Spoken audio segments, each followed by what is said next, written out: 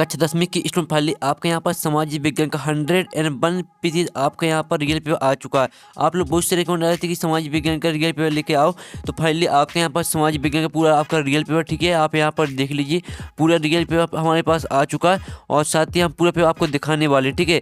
जो आपके यहाँ पर रियल पेपर है उसके पेज हमारे पास आ चुके हैं, तो हम दिखाने वाले हैं आपको। तो चलिए स्टूडेंट जो आपका पेपर वो देख लेते हैं। उससे पहले वीडियो को लाइक कर लीजिए, चैनल को सब्सक्राइब के लिए घंटे और प्रेस कर लीजिए। साथ ही हम जो आपको पेपर दिखाने वाले बिल्कुल सेम टू सेम आपको यही पेपर आएगा पेपर में, ठीक है। बिल्कुल आपको पेपर में यही पेपर धरा मिलेगा, आपको इस पूरा रट के जाना, ठीक है। तो यहाँ पर देख लीजिए, पहले तो आपके आते हैं सही विकल्प।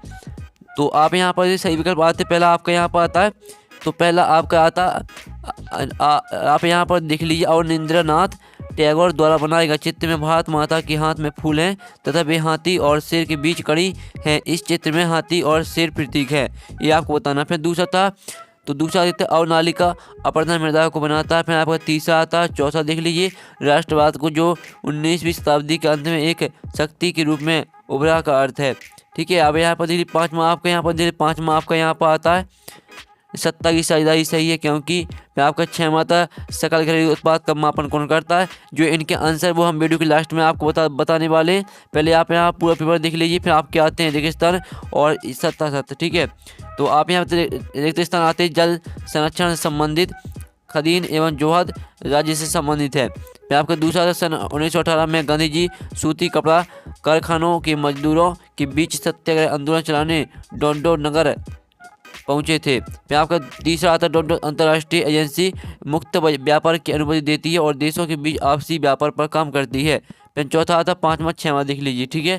फिर आप यहाँ पर सत्ता भी देख लीजिए, आपके यहाँ पर सत्ता दी गए हैं।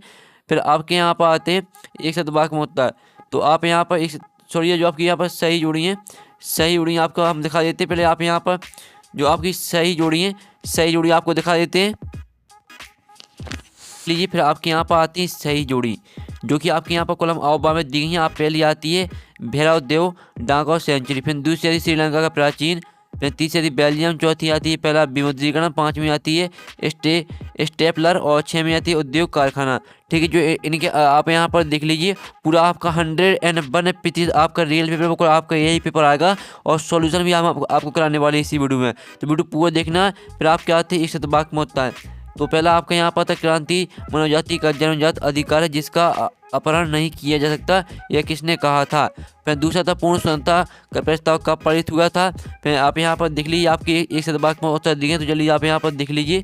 फिर 6वां प्रश्न आता, भारत में सबसे अधिक कौन सी मिट्टी पाई जाती है, इसकी दो विशेषताएं लिखिए। अथवा आता, भूमि निम्नीकरण के कोई दो कारण लिखिए। 7वां आता, वन्य जीव संरक्षण अधिनियम में संकटग्रस्त जातियों को बचाने हेतु क्या नियम बनाए गए, अथवा देख लीजिए। फिर आपका आता 8वां क्वेश्चन, उत्तर पश्चिमी भारत में रबी फसलों की सफलता के दो कारण लिखिए। अथवा था, क्या कारण है कि भारतीय बाजार में जूट की मांग कम होती जा रही है। फिर आपका 9वां था, यूरोप में राष्ट्रवाद की शुरुआत कब और कैसे हुई। अथवा आता है, तो अथवा देख लीजिए। फिर आपका 10वां था, सत्ता का क्षेत्रीय बंटवारा क्या लिखिए। अथवा दबाव समूह क्या लिखिए।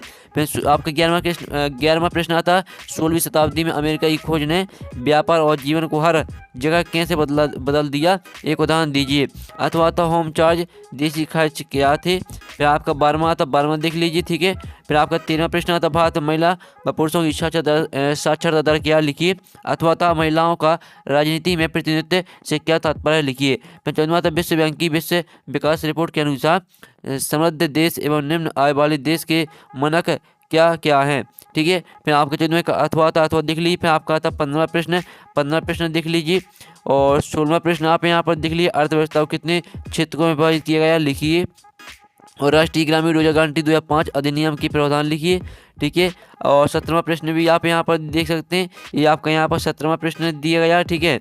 फिर आपका आता है यहाँ पर 18वां प्रश्न, ठीक है। 18वां प्रश्न आप यहाँ से, पर्यावरण के विनाश और पुनर्निर्माण की क्रियाशीलता से हमें क्या सीख मिलती है। फिर आपको 19वां प्रश्न आता है, तो 19वां प्रश्न देख लीजिए, ठीक है। फिर आपका यहाँ पर आता है 20वां प्रश्न, ठीक है। 20वां प्रश्न आप यहाँ पर देते, पंचायती राज विकेंद्रीकरण का आधार है, अपने विचार लिखिए।